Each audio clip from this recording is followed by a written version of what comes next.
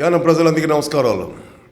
ఛత్రపతి శివాజీ మహారాజుకు పూజారులు ఆలయ ప్రవేశాన్ని అడ్డుకున్నారు.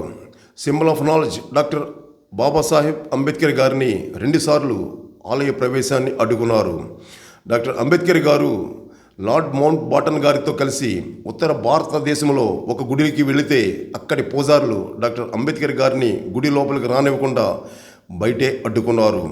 1930లో డాక్టర్ అంబేద్కర్ గారు నాసిక్లోని కాలారాం గుడి ప్రవేశం కొరకు 15,000 మందితో సత్యాగ్రహాన్ని ప్రారంభించారు.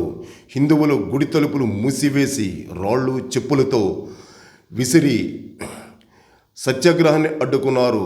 ఒక నెల తరువాత జరిగిన రాజీలో హిందువులతో పాటు అంటరాని వారు శ్రీరామనవమి ఉత్సవంలో రథం లాగడాన్ని ఒప్పందం కుదిరింది. కానీ హిందువులు ఆ వాగ్దానం నిలబెట్టుకోలేదు. అంటరాని వారి ప్రమేయం లేకుండానే హిందువులే రథం లాగేశారు. హిందువులు మనసు మారడానికి చేపట్టిన కాలారాం టెంపుల్ ఎంట్రీ మూమెంట్ దళితులకు అన్ని గుడుల్లో ప్రవేశం సుగమనం అవుతుందనే డాక్టర్ అంబేద్కర్ గారి ఆశయం నేటికి కష్టతరం అవుతున్న సమయంలో యానములో దళితులకు కళ్యాణోత్సవాలకు బ్రహ్మోత్సవాల్లో పూజాధికాలు శ్రీ ఆది ఆంధ్ర సంక్షేమ సంఘానికి గజవాహనం కేటాయించి రథోత్సవాలకు తెప్ప ఉత్సవాలలో ప్రవేశం కల్పించి ఎన్నో ఏళ్ల కుల వివక్ష సాంఘిక అసమానతను తొలగించి డాక్టర్ అంబేద్కర్ గారి ఆశయాన్ని నెరవేర్చిన కింగ్ మాలాడి సార్.